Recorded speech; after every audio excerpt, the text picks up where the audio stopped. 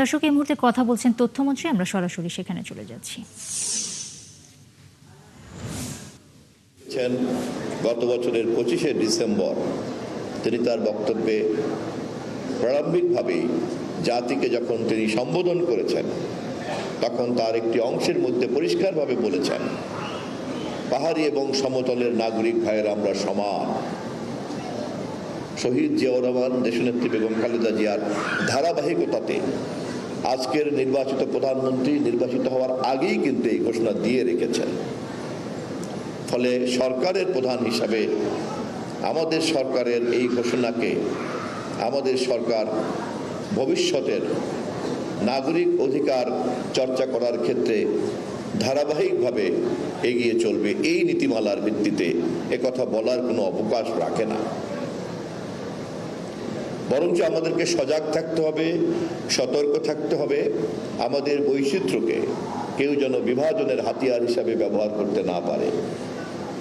আমাদের ভাষার বৈচিত্র্য, আমাদের লিঙ্গের বৈচিত্র্য, আমাদের ধর্মের বৈচিত্র্য এবং আমাদের জাতিসত্তার বৈচিত্র্য, আমরা এই বৈচিত্র্যকে আমরা একটি সম্পদে রূপান্তরিত করতে চাই।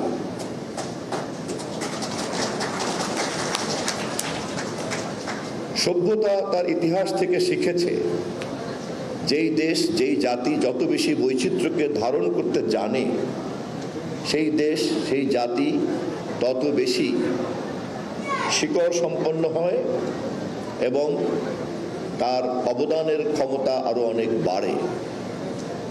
আধুনিককালের সমাজ এবং রাষ্ট্রবিজ্ঞান দাবি করে মার্কিন যুক্তরাষ্ট্রের আজকের যে শক্তি, সামর্থ্য, ক্ষমতা, শৌর্য, বীর্য, তা যে সমস্ত কারণে তারা অর্জন করেছে, তার মধ্যে একটি গুরুত্বপূর্ণ কারণ হচ্ছে যে জন্মলগ্ন থেকেই এই রাষ্ট্রটি একটি ইমিগ্রেন্ট স্টেট। পৃথিবীতে এত ইমিগ্রেন্ট, এত বৈচিত্র্য পৃথিবীর আর কোনো দেশে পাওয়া যাবে না।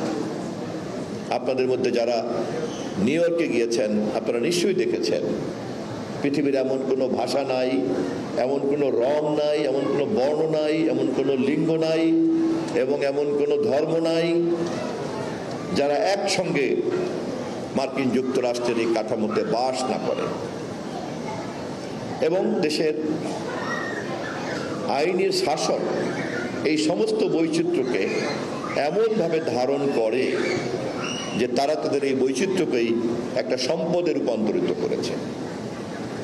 গত কয়েকদিন আগে যে আর্টেমিস চন্দ্র অভিযান করল, সেখানে যে চন্দ্র অভিযানের যে বাহিনী তৈরি করা হলো নভোচারীদের, আপনারা খেয়াল করে থাকবেন সেই নভোচারী নির্বাচন করার ক্ষেত্রেও চমৎকারভাবে একটা বৈচিত্র্যের ভারসাম্য তৈরি করা হলো। কথা বলছিলেন তথ্য ও সম্প্রচার মন্ত্রী জহিরুদ্দিন স্বপন, আমরা সরাসরি সেখানে ছিলাম।